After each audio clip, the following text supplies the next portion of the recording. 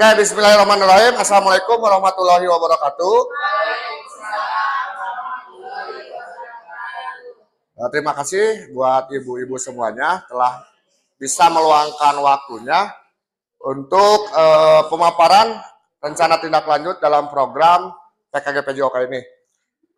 Rencana tindak lanjut yang akan saya lakukan di SDN Bangkit yaitu agar cetek, yaitu aktif bergerak, cerdas teknologi.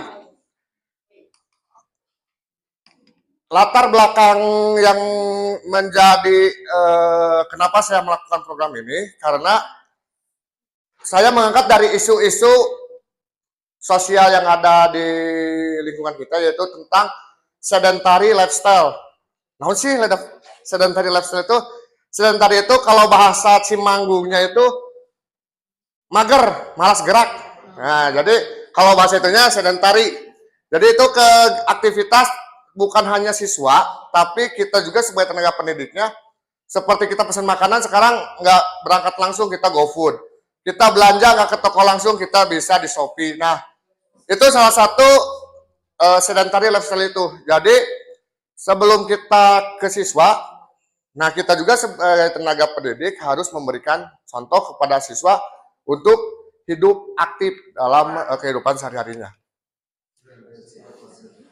Nah, tujuan dari proyek ini bertujuan untuk meningkatkan kesadaran peserta didik dan menerapkan budaya hidup sehat melalui aktif bergerak atau berolahraga di dalam kehidupan sehari-hari maupun menggunakan teknologi ke hal yang positif. Jadi, tidak bisa dipungkiri ya, karena menurut Ki Haji Dewantara, kita itu harus mengikuti dengan zamannya. Gak bisa siswa dirampas itu atau tanpa alat komunikasi itu nggak bisa, karena zamannya sekarang ya teknologi semakin maju dan handphone itu udah hal yang lumrah sebenarnya. Tapi bagaimana kita menyikapinya? Karena terkadang uang pun itu bisa jadi hal negatif ketika uang itu digunakan untuk misalkan judi online, atau uang itu digunakan untuk beli sesuatu yang haram. Sama dengan perangkat teknologi juga, handphone juga bisa jadi hal positif ketika dilakukan atau digunakan untuk pembelajaran. Kemudian capaian dan hasil yang diharapkan dari program ini yaitu siswa dapat hidup aktif dalam bergerak sehingga mampu menekankan gaya hidup sedentary dengan cara siswa melakukan aktivitas olahraga sesuai dengan minatnya. Kemudian siswa membuat laporan dalam bentuk video agar siswa dapat memanfaatkan teknologi ke hal yang positif. Jadi kita ingat, karena kurikulum ini kita kurikulum merdeka, kita harus melihat dari voice choice dari siswa. Jadi kita tidak bisa memaksakan sebenarnya. Ketika saya ingin itu siswa itu sepak bola, semuanya sepak bola, nggak bisa. Itu kembalikan lagi. Jadi olahraganya itu sesuai dengan minat para siswa. Jadi nanti kegiatannya itu dilakukan di hari Minggu. Siswa itu melakukan aktivitas olahraga dari Minggu itu, terus kemudian dibuat laporan. Saya lakukan itu selama 1 semester sekarang, tapi laporannya itu setiap 1 bulan sekali. Jadi setiap 1 bulan bikin laporan, bikin video, nanti dikirim melalui WA. Dan mereka juga bisa di-upload di media sosial seperti TikTok atau Instagram. Dan itu lumayan untuk menambah follower saya juga. Selanjutnya, struktur programnya, kegiatan ini rencananya dilakukan di kelas 4, kebetulan karena saya mengajar di kelas 4. Kemudian kegiatan dilakukan 1 minggu sekali selama 1 semester. Laporan dibuat setiap 1 bulan sekali dalam bentuk video aktivitas olahraga yang siswa lakukan bebas sesuai dengan minat siswa. Nanti guru PJOK dan wali kelas memantau aktivitas siswa baik di lingkungan rumah maupun di lingkungan sekolah. Jadi nanti saya minta bantuan ke wali kelas juga untuk memantau aktivitas yang dilakukan oleh siswa.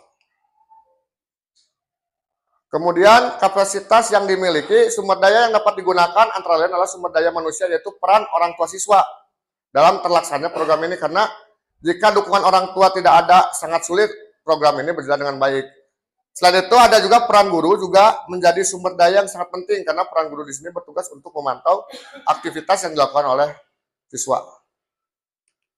Selanjutnya, rencana evaluasi dilakukan dengan cara mengumpulkan terlebih dahulu informasi-informasi terkait kekurangan di program ini. Kemudian setelah melakukan pengumpulan informasi, baru akan saya lakukan evaluasi terhadap program ini. Nanti pengumpulan informasinya bisa berbentuk wawancara, atau nanti saya buat link buat disebar ke link angket, disebar nanti ke orang tua siswa biar menghemat waktu dan ya menghemat waktu lah. Kalau ketika disuruh ke sekolah, otomatis waktunya juga nanti proses pembelajaran kelas lain juga akan terganggu.